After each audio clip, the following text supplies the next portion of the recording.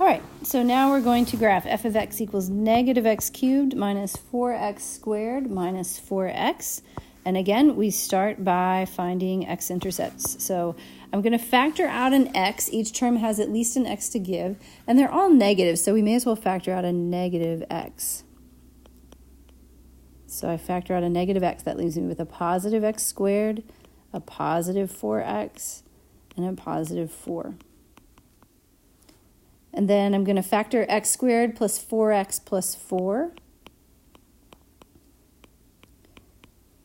All right, and I need plus 2 and plus 2.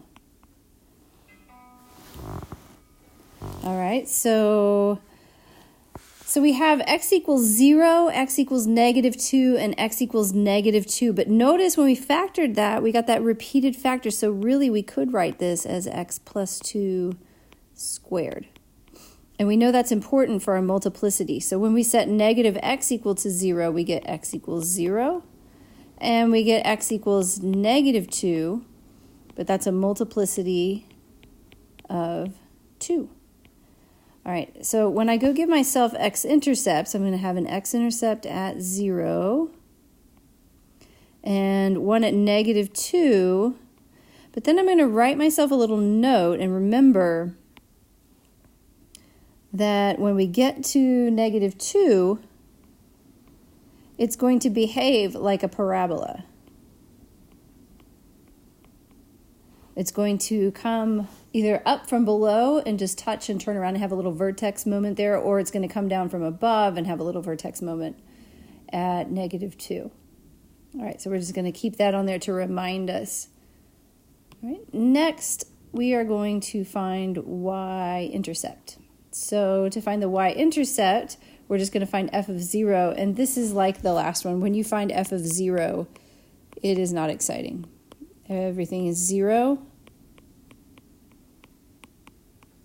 Certainly you can do this in your head if you just kind of see this coming. It's 0, and again, when you do this, you realize I've already plotted that point, so you can just kind of forget about that information. It's not anything extra for us. All right, next is our end behavior. Again, we're looking for our degree and our leading coefficient. Okay, so we look for our highest power of x. My highest power of x is 3, so that's my degree, which is odd. And then we are looking for our leading coefficient, which is that negative 1 that's hanging out in front of the x cubed. Okay, so my leading coefficient is negative 1. We don't care so much that it's negative 1 as much as we care that it's negative. Okay, so this is going to make our graph at the end where the arrows are behave like negative x cubed, that flipped upside down x cubed, or a line with a negative slope, because that is also an odd degree polynomial. All right, so again, I go over to my graph, and I just remind myself that to the left where we're starting, it's going to be ending high, and then it's starting high, and then after it finishes all of its wiggling around in the middle, it's going to end low. Okay, so it's going to start high and end low. All right, and the last thing we need before we can graph this is to plot a few points. So just pick things that are around the x-intercept but not equal to x-intercept. So I see negative 3 is right next door to an x-intercept. Negative 1 is in between the two x-intercepts, and 1 is right to the right of our last x-intercept.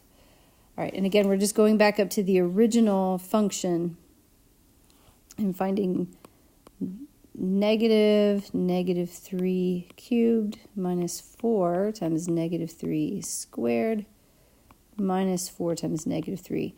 And that is a whole lot of negatives, so be really careful with your order of operations. I'm going to cube negative 3 first. That'll give me negative 27 inside the parentheses. Then this is going to be minus 4 times a positive 9. And then negative 4 times negative 3 will give me a plus 12. So I get 27 minus 36 plus 12.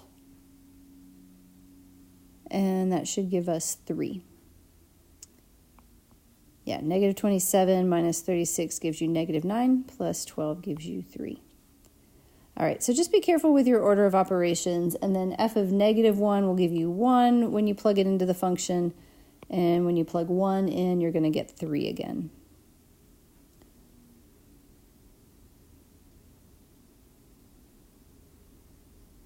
Actually, we don't get 3. When you plug in 1, you get negative 9. Sorry about that. Yeah, check my math. Okay, so f of negative 3 is 3. I'm going to plot negative 3, comma 3, negative 1, comma 1, and then negative 9 for a y-coordinate down here. Whoa, that's almost at the bottom of my graph paper.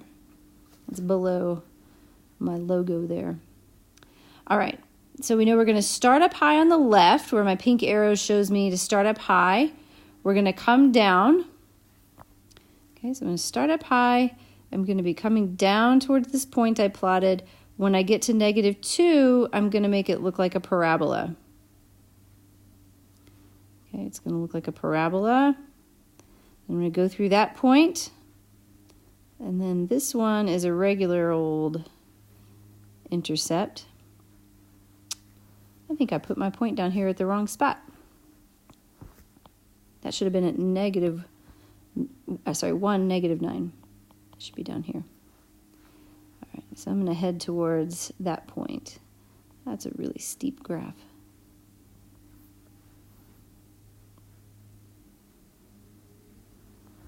All right. And then let's see if we ask, oops. All right. I made it go away. All right, well, that was the graph. See you for the next one.